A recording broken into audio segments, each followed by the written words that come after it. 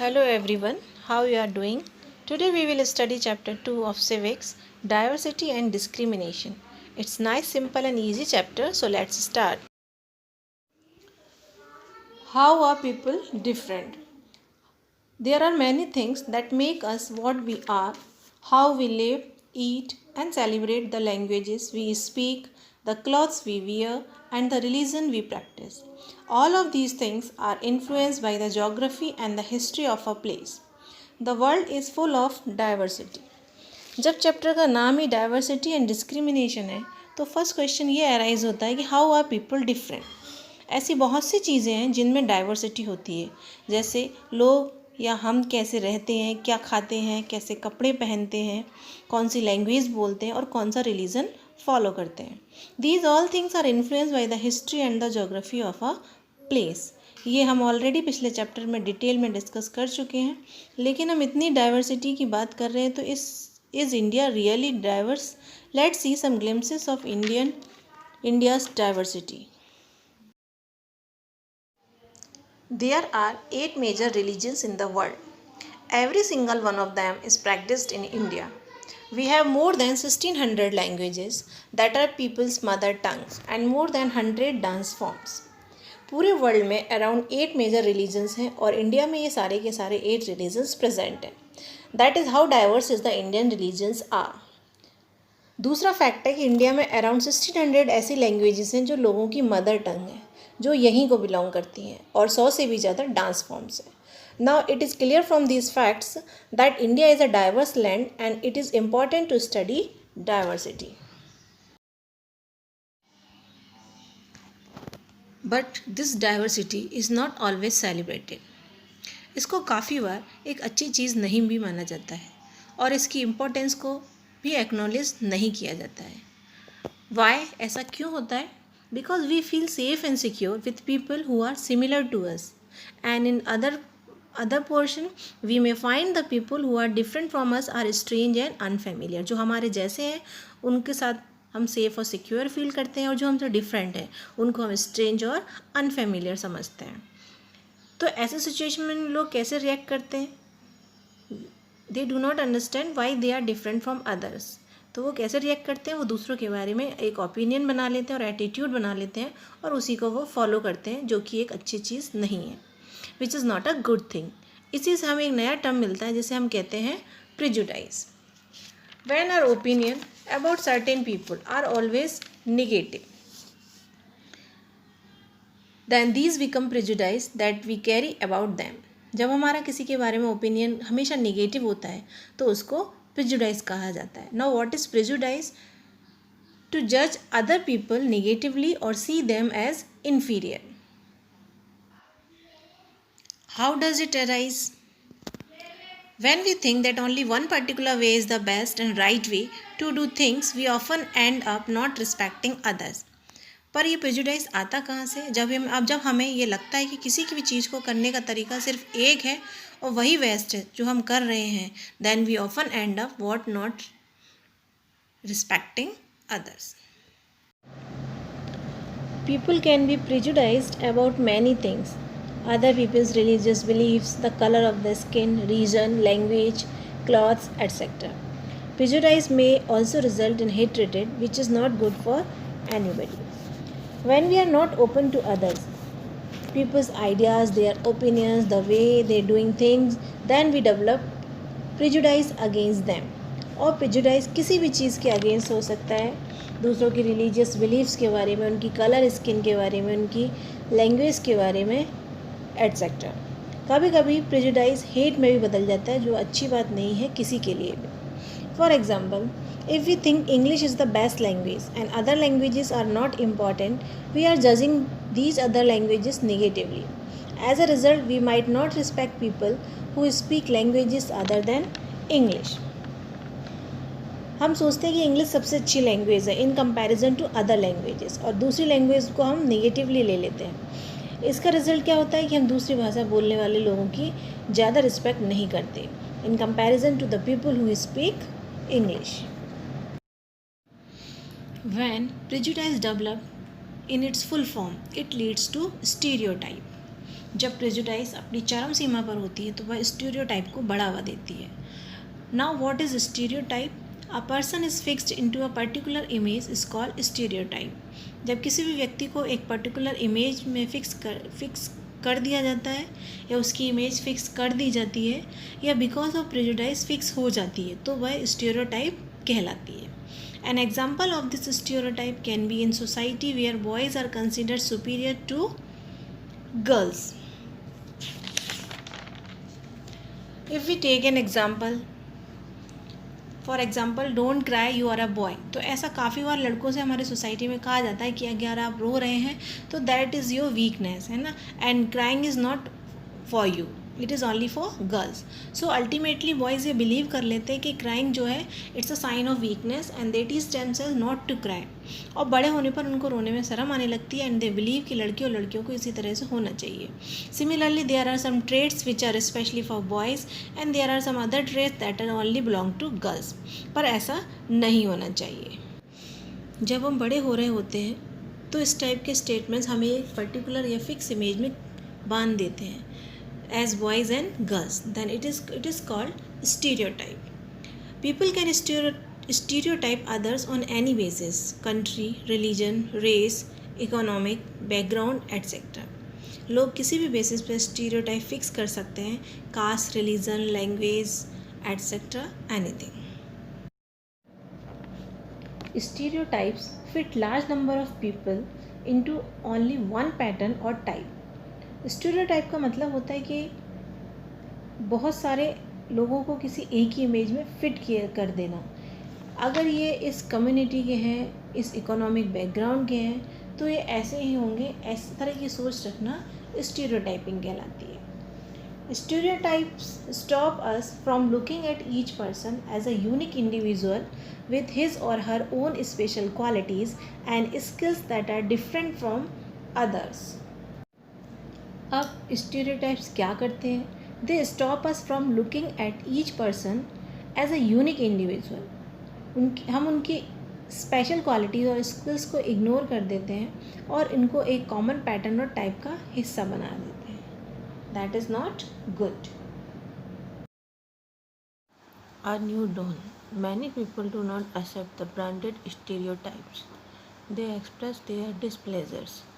Implementation of right to primary education, midday meal scheme, and right to education (RTA) has widened the ambit of education for girls. कई लोग इस stereotyping को accept नहीं करते और अपना असंतोष जताते हैं. काफ़ी सालों के एफ़र्ट से और कई लोगों के एफ़र्ट से बहुत सारे चेंजेस हुए, नए इम्प्लीमेंटेशन हुए, जैसे right to primary education, right to education, girls education, etcetera. It leads to a new dawn in countries like India. Inequality and discrimination. Prejudice or stereotype image often result in inequality and discrimination. When does this discrimination happen?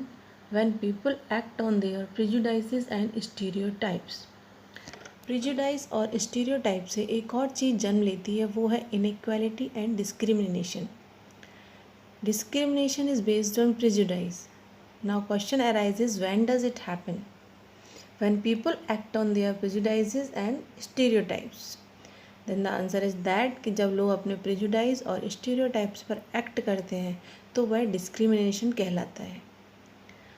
Reasons of discrimination: diversity, language, religions, reasons, etc. Discrimination के कुछ कारण होते हैं. First one, diversity, जैसे differences in language, religion, etc. जो हम previous chapter में पढ़ चुके हैं. Second one, economic background, not a form of diversity but of equality. ये डाइवर्सिटी के अंदर नहीं आता, ये इकोनॉमिक बैकग्राउंड के अंदर आता है. Because the people don't get equal opportunities and the resources as well as of poverty. Third one, both of the above.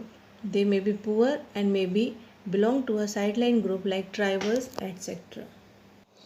And the third one is both. This is the very worst condition, diversity and economic background, because एक तो वो poor है and they may belong to a sideline group जिसको कई सालों से कोई importance नहीं दी गई है.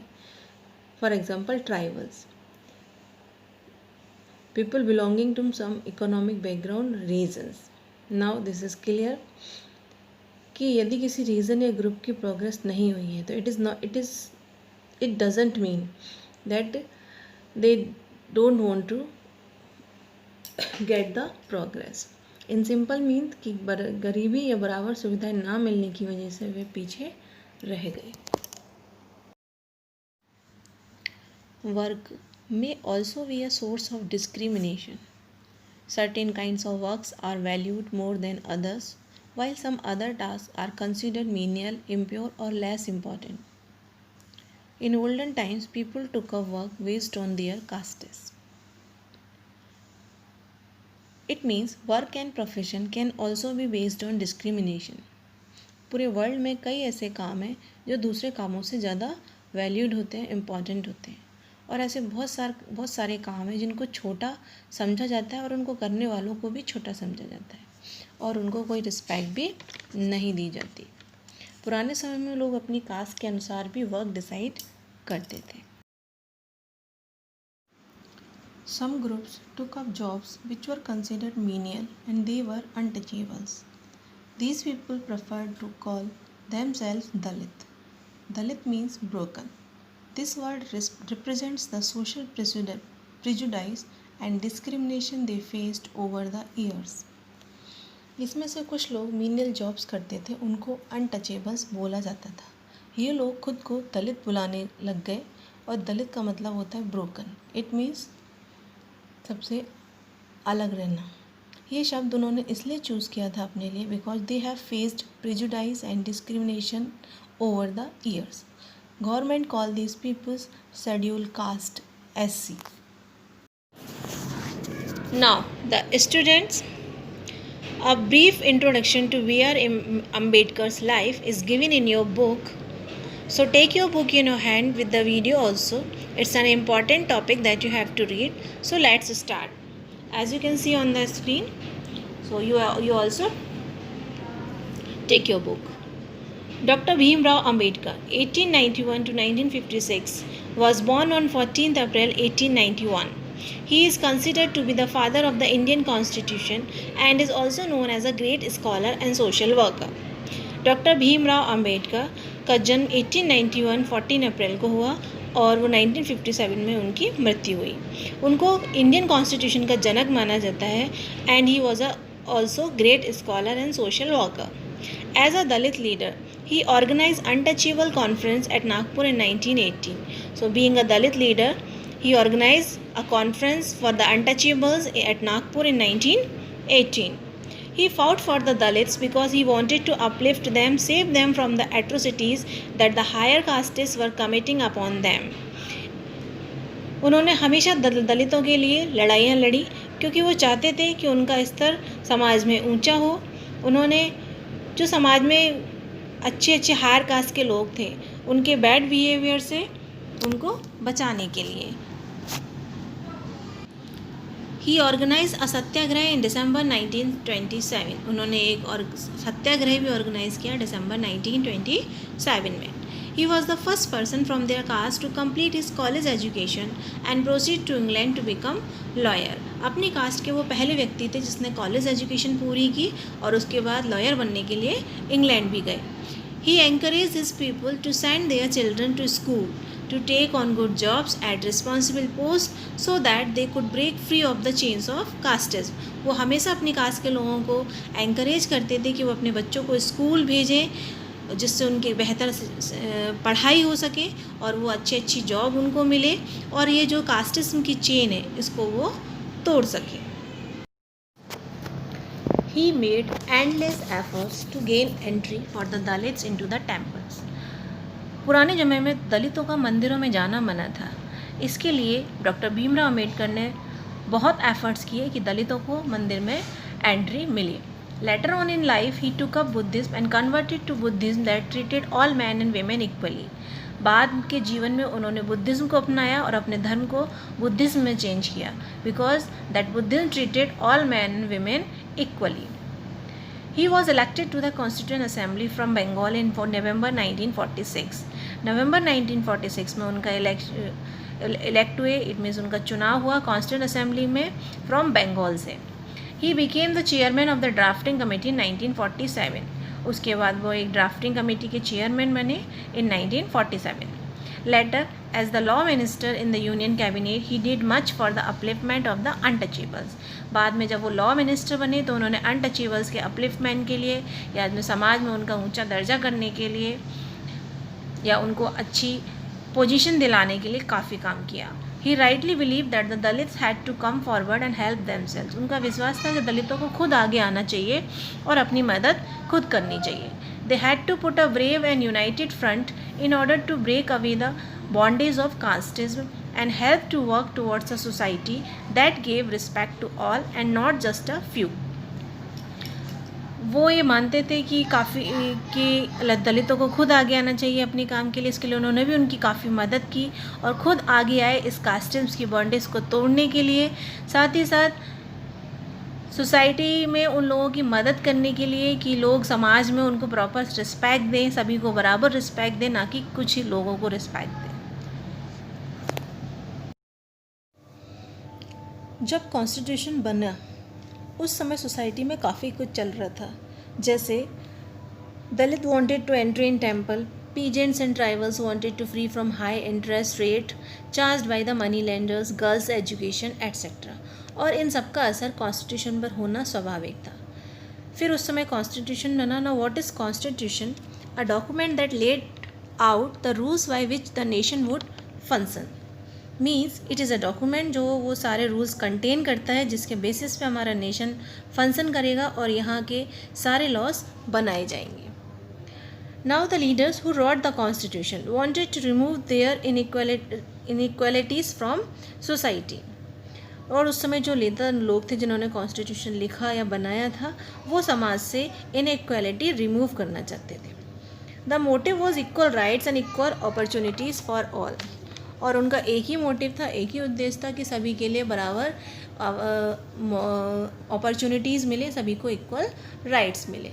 Untouchability is seen as a crime, it is legally abolished by law. Untouchability जो है वो एक क्राइम माना जाता था because it is legally abolished by the law. Before independence, Dr. B.R. Ambedkar and Gandhiji had raised their voice for abolishing untouchability and promoting social equality.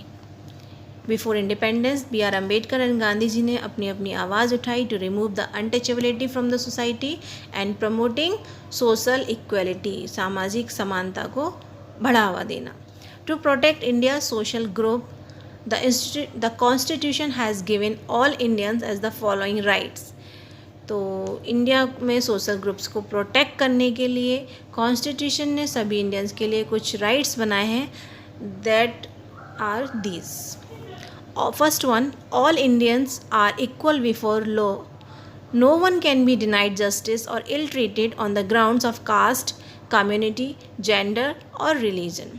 Untouchability has been abolished and it's practice is a punishable offence. सभी भारतीय, सभी Indians law के आगे equal हैं, कानून के आगे सभी बराबर हैं. एंड कोई भी इस बेस पे या उनकी कास्ट के बेस पे, उनकी कम्युनिटी के बेस पे, जेंडर या रिलीजन की बेस पे उनके साथ बुरा व्यवहार नहीं कर सकता. और अनटचेबिलिटी जो है वो भी रिमूव हो ही चुकी है.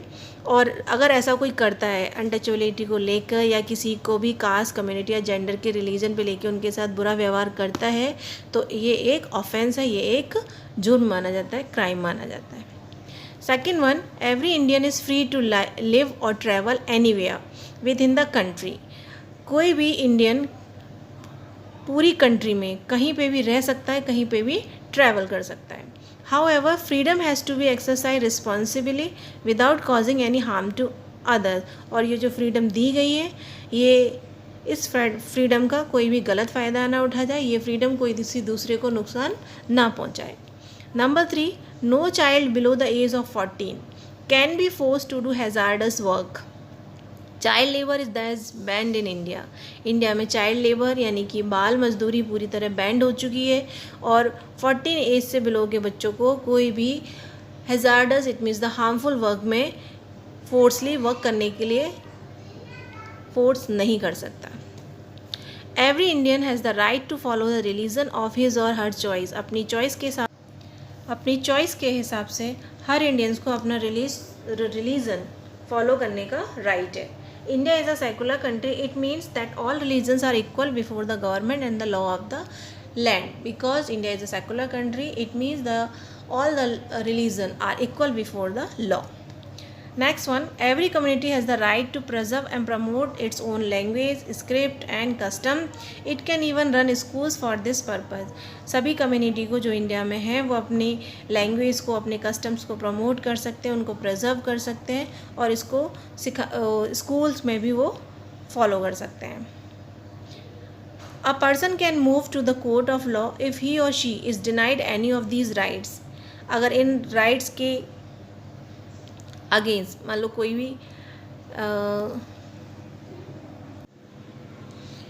भी पर्सन कोर्ट जा सकता है अगर वो इनमें से किसी भी राइट के प्रति डिनाई करता हो तो। Now this is the chapter everyone.